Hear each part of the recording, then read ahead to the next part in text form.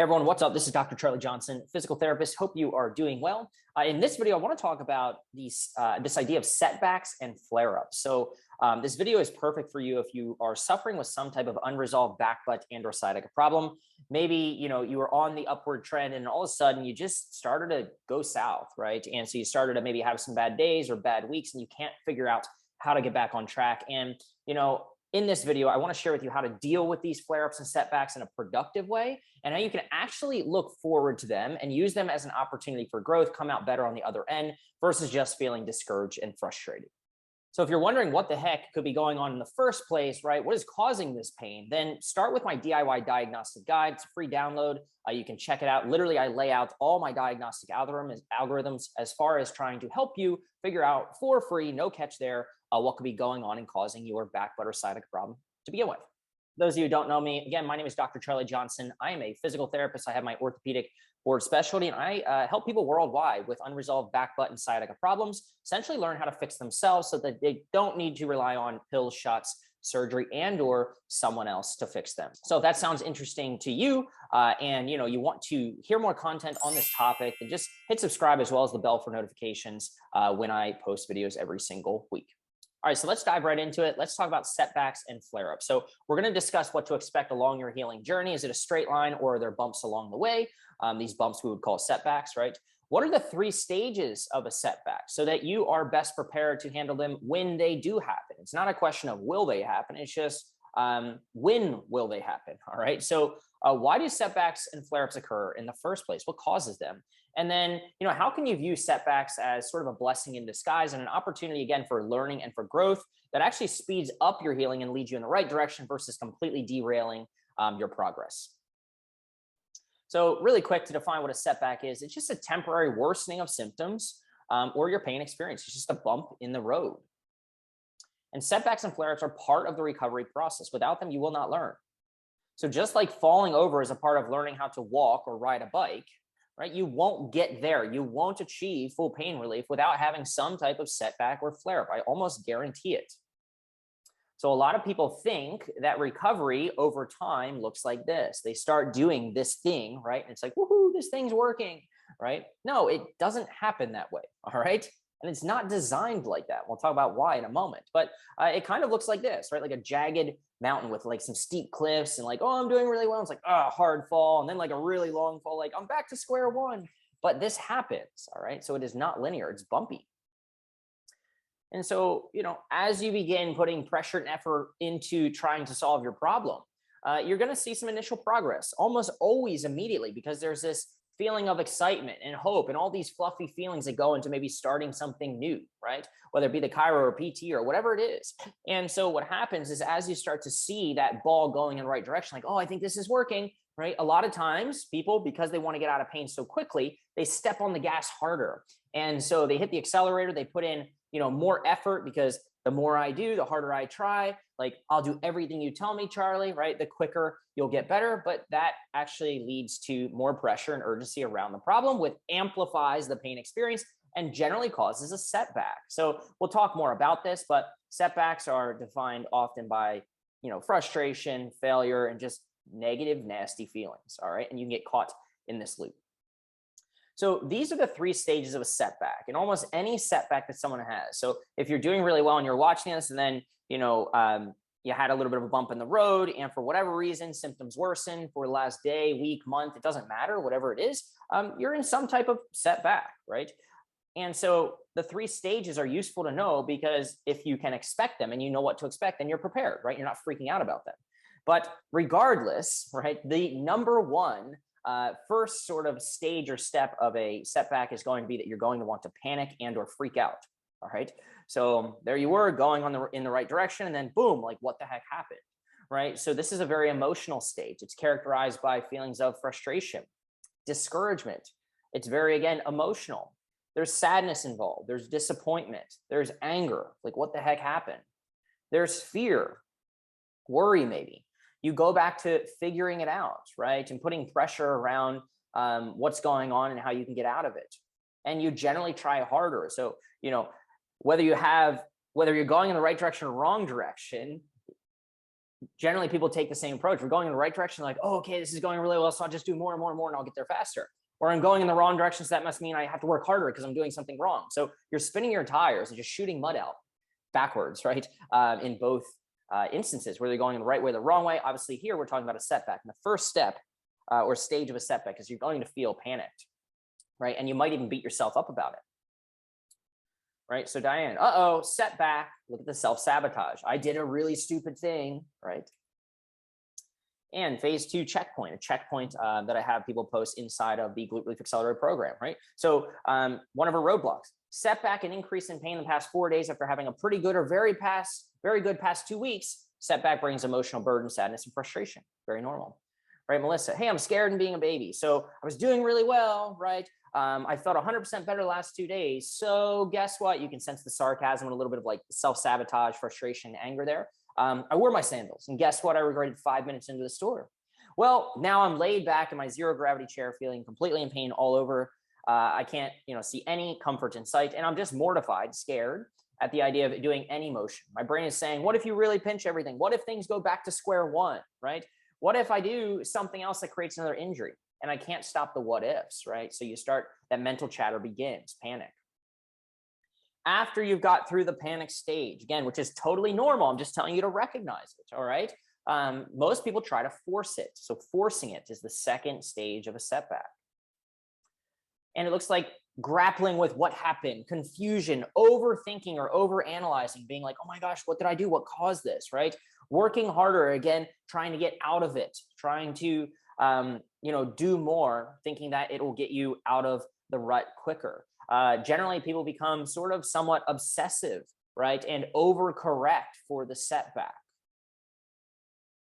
This week, the pain and funky sensation have been slowly spreading over to the other side of my body. And the one consistent yummy motion has always been yummy, right? So trying to force that good motion, right? And delights me to kind of check off every week was yucky today. Ugh. Gosh, it's so hard to do. I was doing so well yesterday and today the pain is back. Not full force, but enough to make me feel discouraged. A little bit of panic there. I've been doing self-talk all morning, right? So this person trying to do some different things to get her out of the rut, but it's not working. She's saying like, hey, I'm good, I'm safe, I'm gonna be okay. Well, no, like that's not going to work, right? And Tracy calls her out on it. She says, hey, I can tell you firsthand that returning pain is normal and it will happen, but it also will go away. So Tracy's gone through the program and is on the other side and says a ton of wisdom and she drops them inside the community. If you've been doing self-talk all morning, notice she picked up on that, then it's likely you're trying too hard and giving it too much attention. You're forcing it. Melissa, 100% agree that focusing too much on your symptoms is not a great thing. I did this first week and felt it made things worse. So there was an example of a woman who's forcing it inside the program, right? In this case, with some headaches. She tried so hard to do everything right in her life, including intense exercise, eating as healthy as she could, prolonged meditation. I like the point in the lesson. You can do all the right things, but if you're doing them the wrong energy or attitude, it's not going to be helpful. She was doing as much as she could out of desperation, trying to get back to where she was when she had a setback, trying to control her pain. And it just fueled it further with fear and anxiety and stress, right? So stay calm, carry on, be attentive, right? Be aware of what you're feeling, but just remember to be also engaged in what really matters, which is life versus fueling it with more attention. Okay. So be curious, search for understanding, right? But don't overtax yourself. Don't overcorrect. Another woman here, Carly, right? At the very beginning of the program. I'm just so confused. I was having a couple good days and feeling like it's getting better only to be hit with flare-ups and setbacks. And then trying to, again, grappling with pain, trying to figure it out, going back to a very familiar state of preoccupation with the pain. I was just trying to investigate what things I did differently to cause the pain. She didn't do anything differently, right? So she was doing A and was feeling pretty good, didn't change anything, and then was down here. So what does it tell you? It has nothing to do with what she did, but she will go back and look for the answer because that's what people do when they're in pain. When you're in pain, you tend to go insane, not you as a person, but just in general, right? It starts to cause confusion. So in the moment, look, it can feel like everything is crashing and burning, right? And going back to zero. It's easy to jump back into problem-solving mode, thinking that you need to change course or try something new if you have a setback or you have a flare-up. But the cool thing is the third stage, so we've got panic, that'll happen first. We've got forcing it. You'll try to take whatever worked before and you'll try to put more effort into it. And you'll go back into kind of figuring it out, right? But the cool thing is that it'll bounce back. right? So you'll rebound. And here's what happens when you get to the other side. So you'll hit some turbulence, right? You'll try to force it. So forcing it. Well, over the past few weeks, the pain has steadily got more intense and I've fallen into some bad habits. I've caught myself poking the angry bear and trying to stretch into the pain in effort to alleviate it, right? Putting more effort into it, forcing it. I rode my bike for hours all over the pain. Have not been doing any motions. Doubts of what is structurally wrong with me have taken more thought space. A little bit of panic in there. But here's more panic, right? Very clear panic. Last week, I cried in frustration. It started as a tantrum with the same old hopeless thoughts that I used to have before signing up for the program. This week, go down. The pain and funky sensations have been slowly spreading all over the other side of my body and, starting to freak out. Okay. And this was on May 25th. And Carla posted this. I responded and I said, hey, Carla, rebound. May 27th, 2 days later, folks, not even 48 hours later. Charlie Johnson, thanks. Yep. I'd say the stressful event was too many miles on the bike, which turned into panic over the physical effects of my training error. Feeling a bit better already. So you can see just within like a 24, 48 hour period, maybe for you it's a week, it's a month, but in a very short time span, just a blip in the data when you zoom out and look at the bigger picture, how things can turn around, like freak out, forcing it, and then like, oh, wait, I'm cool, right? So be aware of panic and forcing it. Again, very normal to want to do these things, but if you can be aware of these stages and you can catch them in their act. Courtney, Christine, I'll be honest, right? This is the rebound for Courtney. I was skeptical first, but learning how to approach getting back to things in a safe, systematic way, right? As well as being equipped with the tools has empowered me to get back out there, right? So if you have a setback, keep going. And Courtney knows that now. And now that even if I have a setback, she knows that even if she has a setback, I'm at least working towards healing. I'm no longer afraid of avoiding. She's not afraid of setbacks. Come on, setback. Give me an opportunity to prove that which I have learned, right, is something I can use to get back on track. You're okay. Setbacks are learning opportunities. This sounds weird, like there's a cult or something inside this program, right? But at the end of the day, like you really need to shift your mindset and your mental frameworks about how you're going about solving this. If every time you have a setback, you just crash and burn, right? Then it just leads to this exhaustion, frustration, more efforts, and just figuring it out. You've got to escape the negative feedback loop. My relapse didn't make me cry. So you can sense the emotion, the panic around like having a setback. I just have to remember to keep on trucking. I know blips will become less and less frequent if I do, focus on movement and strength in this case. And I don't need to rely on someone or something else to fix me. I can handle them if I prioritize what I'm supposed to do, right? So realize, folks, that if you're in pain, there is no such thing as failure. There is only feedback, all right? So look, why does setbacks happen? We talked a little bit in the beginning, but I want to go just a little bit more micro here. So you kind of see like my thought process. All right. And what do you do instead? What do you do instead of freaking out? Things like that. So first things first, you have a catalyst, right? Something to spark the setback.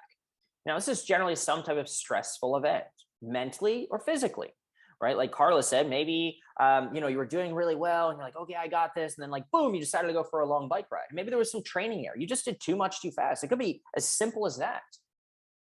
Or maybe something happened in your life. Maybe someone graduated college. Maybe somebody moved out. Maybe somebody died. Maybe something happened at work, right? Whatever, all kinds of different things that can happen that can stress us out. So you have a catalyst.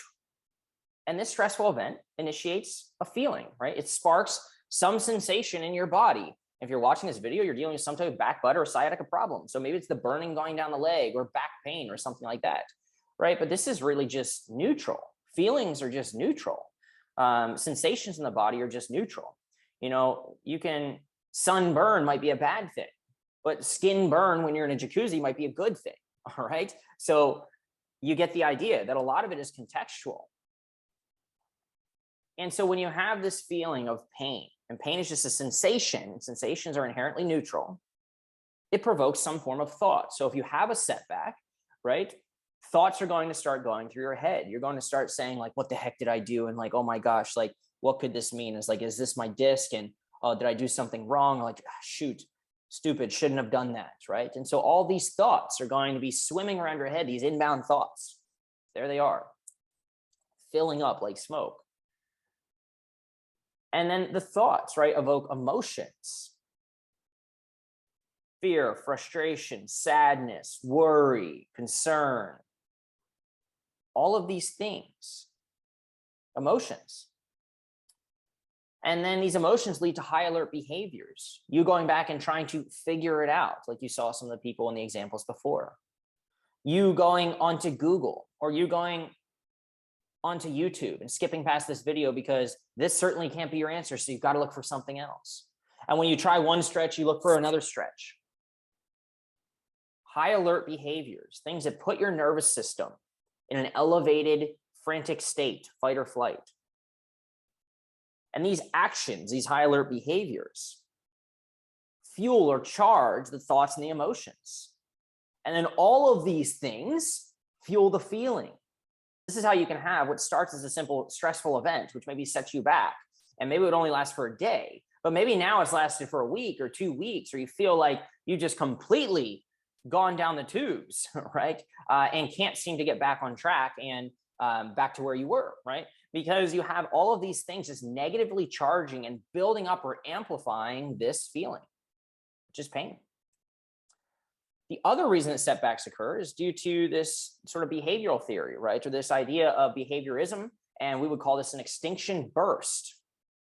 So setbacks can occur and could be completely normal as you get better, and might actually be a necessary part of the process, right? You learn more when you fall off the bike than when you just ride the bike perfectly fine.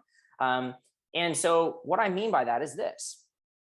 An extinction burst, an example, would be, hey, like if every time a child cries, if you give them candy, in this case, a lollipop, right?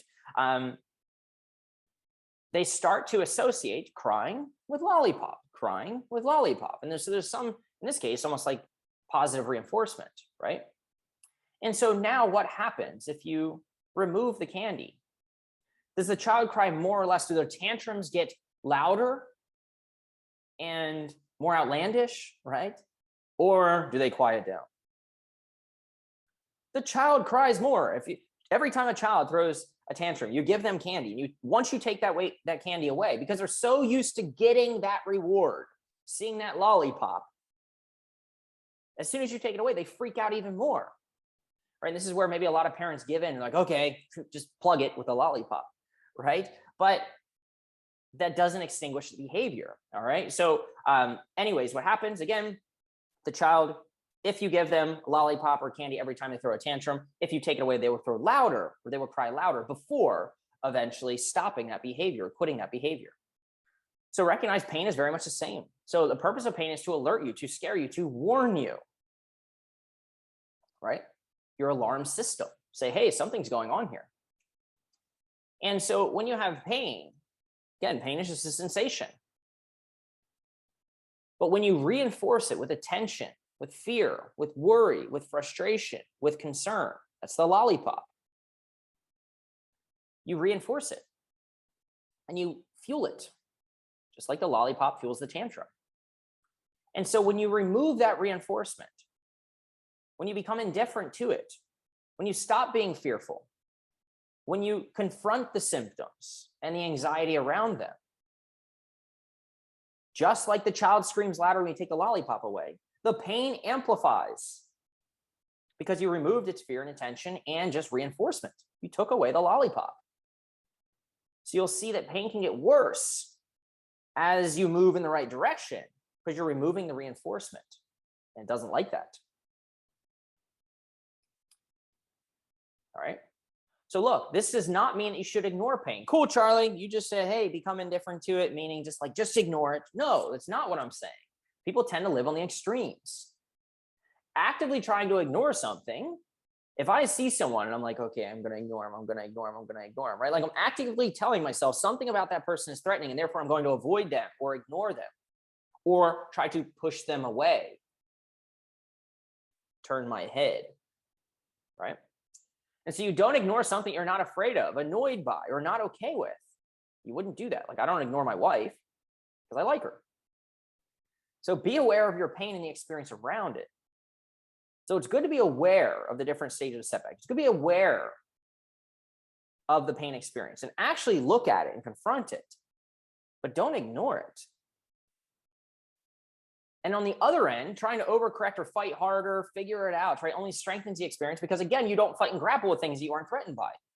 It's like if you ignore it, it's like, oh, it doesn't work. If you fight with it, that doesn't work.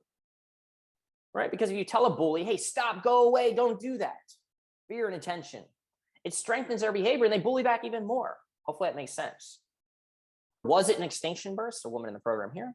Things are mainly very good so far, apart from one episode. I think it was an extinction burst. It was very severe. It felt like two people were wringing out my entire leg, one at the hip, the other at the ankle. Very graphic.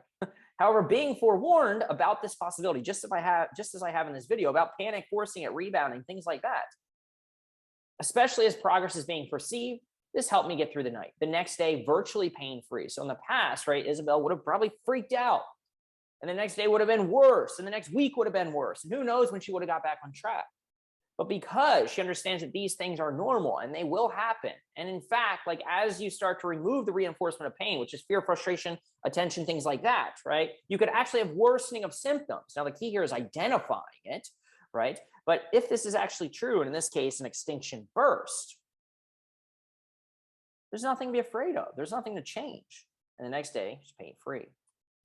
She held steady. So look, when you have setbacks, I need you to try this instead. All right. So step one, maybe 3 or 4 tips here. You need to zoom out and you need to realize that setbacks will happen. In fact, if they didn't, again, you'd never get to try them on. You'd never get to learn. All right. So you need to see the forest for the trees. A lot of time we're just standing so close to a situation, right? They can't really see like the big picture, right? So in a day or two, like Carla, right? Things look very volatile. It's like, oh my gosh, like I was doing good. No, I'm crashing. I was doing good, right? But this is like a very small window. And when you zoom out to a week, it's like, wow, actually things are going in the right direction. Like maybe that's just an hour of a setback or 8 hours, right? Compared to the whole week of time. And when you zoom out maybe and look at months, it's a very small blip along the way, very small dip there. All right. So just zoom out and see the forest from the trees, right? So look, the thing that you will also maybe want to consider is that there's probably nothing to overcome or change or get out of, right? So history repeats itself. Carly was doing well, doing, X, Y, and Z. And then the next day she wasn't doing well, doing the same X, Y, and Z. She wants to jump to figuring it out, but that only perpetuates and reinforces the problem. So if you felt good again doing X, Y, and Z, why would you change X, Y, and Z? Right? So if you felt good before, history repeats itself. You can absolutely, even if you're in a dip, feel good again. You probably don't need to change anything. So really what we're trying to do is we're trying to neutralize, Febreze, if you will, the feelings and thoughts you're experiencing, right? So just notice the tendency to force it. And instead of trying to fight or flee from it, right, accept your position, just look at it square on and don't overcorrect. Can you allow the setback to be? It is what it is. And can you let it go, right? So if you're standing at a train station, here comes the setback train. You can either choose to get on it or let it pass by. So you've got all these feelings, thoughts, and emotions. You're like, okay, are you just going to grab on and go for the ride? Or are you just going to let it go on past? Because chances are, if you've been in pain, right, you only see the feelings, thoughts, and emotions in the front of the train. But I'm asking you to let the train go by and look at the back of it. All right. And the third thing is lean into something that feels good, right? So lean in a positive sensation. So find something that feels good within your body. Maybe it's breathing. Maybe it's the warmth of your feet, or, I don't know, if you've got gloves on or some Snuggie on or something like that, right? Whatever it is, some input or activity, it makes you feel good. So when you come to the fork in the road, you're like, oh gosh, I feel like I'm going to freak out here because I'm having a setback. I'm feeling discouragement. See them for what they are, right? And then replace it with something that is positive, that is feel good, something that's yummy, right? So replace the familiar negative response and negative feedback loop, right, which is fight and flight, with a positive experience. Could be going for a walk, could be going out in nature, could be fishing, swimming, whatever. Because remember, there's always two sides to a coin, right? And people tend to look at kind of like the bad side, the ugly side of the coin. But you could, by choice, choose to look at the good side of the coin, right? And the opportunity and the growth opportunity and or the opportunity for learning within this setback. And just approaching it in a completely different way. So also remind yourself like, hey, keep calm, carry on, and this too shall pass, because it will. All right. So that's all I've got for now. Look, if you're looking for, to get off the roller coaster and to avoid the bumps in the road, right? And what I mean by avoid the bumps in the road is not like go around them, all right? Like completely avoid them, but like avoid the physical and emotional bumps in the road that happen whenever you have these setbacks, all right? Because they will happen. You can't avoid them. Potholes are everywhere along this healing journey, All right. If you're serious about solving this, then let's chat. So apply to work inside with me inside of the Glute Relief Accelerator program. Again, this is the program where I help people all around the world learn to fix themselves by giving you the tools, knowledge, understanding, and support as well as resources to really get to the bottom of what's going on there, so that you can follow a process, right? Instead of focusing on pain relief, which just varies day to day, week to week, let's make sure that you can recognize, right, what you need to do, when you need to freak out, if you need to freak out, and what you should be avoiding, so that you can have clarity in the path moving forward. Again, drcharliejohnsonpt.com/apply. You can also check it out in the description. So thanks so much. That's all I've got, everyone. And until next time, we will chat soon.